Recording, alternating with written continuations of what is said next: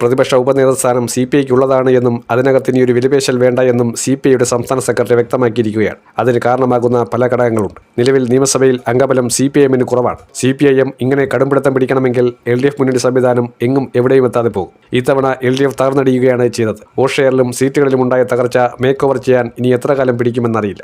ഏതായാലും VD Satheesan effect മികച്ച രീതിയിൽ വർക്കൗട്ടായി.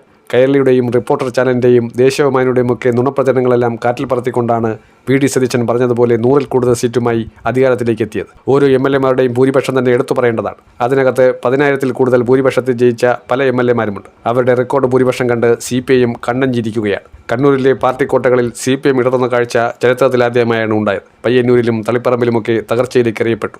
മട്ടന്നൂരിലും കല്യാശ്ശേരിയിലുമൊക്കെ പാർട്ടി എങ്ങനെയാണ് ഇത്രയധികം തകർച്ചയിലേക്ക് പോയതെന്നുള്ളത്, സമാനതകളില്ലാത്ത തോൽവി, അതിൻ്റെ ആഘാതം അവരെ ഭയചകിതരാക്കുന്നു എന്നുള്ളതാണ്. ഈ സന്ദർഭത്തിൽ തന്നെയാണ് വിലപേശലിന് ഏറ്റവും നല്ല സമയമെന്ന് CPI മനസ്സിലാക്കുന്നു. കാരണം CPIഎമ്മിന് മര്യാദ പഠിപ്പിക്കാൻ ഇതിൽ മികച്ച ഒരു അവസരം CPIക്ക് ഇനി ഈ അടുത്ത കാലത്തൊന്നും കിട്ടില്ല. CPIഎം അവരുടെ അഹങ്കാരധാർഷ്ട്യം കൊണ്ടാണ് ബംഗാളിലും ത്രിപുരയിലും വാഷൗട്ടായത്. അത് കേരളത്തിലും സംഭവിച്ചുകൊണ്ടിരിക്കുകയാണ്. ചരിത്രത്തിലാദ്യമായി ഇന്ത്യ മഹാരാജ്യത്ത് CPIഎം ഒരു സംസ്ഥാനത്ത് പോലും അധികാരത്തിലില്ലാത്ത അവസ്ഥ. ത്രിപുരയിലും ബംഗാളിലും കേരളത്തിലും ഭരണത്തിലുണ്ടായിരുന്ന നാളുകൾ മുമ്പുണ്ടായിരുന്നു. അതിനുശേഷം CPIഎം ഇന്ന് ഇന്ത്യ രാജ്യത്ത് എവിടെയാണ് അധികാരത്തിലുള്ളത്? ഒരു സ്ഥലത്ത് പോലുമില്ല. കേരളത്തിലെങ്കിലും അധികാരം നിലനിർത്താൻ കഴിയുമോ എന്ന് നോക്കിയാൽ ഇനി ഈ അടുത്തൊന്നും അധികാരത്തിൽ വരാത്ത രീതിയിൽ അവരുടെ പ്രതീക്ഷകളെ മുഴുവൻ തകർത്തെറിയുന്ന മഹാമുന്നേറ്റമാണ് UDF നടത്തിയിരിക്കുന്നത്. സാധാരണഗതിയിൽ ഇത്രയും വലിയ മുന്നേറ്റമൊക്കെ പാർലമെൻറ്റിൽ മാത്രമാണ് നടക്കുന്നത്. എന്നാൽ പാർലമെൻറ്റിൻ്റെ വോട്ടിംഗ് പാറ്റേണിനെ പോലും മറികടക്കുന്ന രീതിയിലായിരുന്നു പല നിയോജക മണ്ഡലത്തിലും കോൺഗ്രസ് നേതൃത്വത്തിന് കിട്ടിയ വോട്ട് ഷെയർ.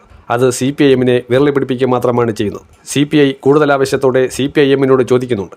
ഈ രീതിയിലാണ് മുന്നോട്ട് പോകുന്നതെങ്കിൽ പ്രത്യേക ബ്ലോക്കായി മാറിയിരിക്കാൻ ഞങ്ങൾ തയ്യാറാണ്. ഞങ്ങൾക്ക് വ്യക്തിത്വമുണ്ട്, അഭിമാനമുണ്ട്. ഞങ്ങളുടെ ആത്മാഭിമാനത്തെ വ്രണപ്പെടുത്താൻ ഒരു ജയരാജനെയും സമ്മതിക്കില്ല. പണ്ട് EP ജയരാജൻ CPIയെക്കുറിച്ച് തരംതാഴ്ന്ന പ്രസ്താവന നടത്തിയത് CPI നേതൃത്വം വീണ്ടും ഓർമ്മിപ്പിച്ചു കൊടുക്കുകയാണ്.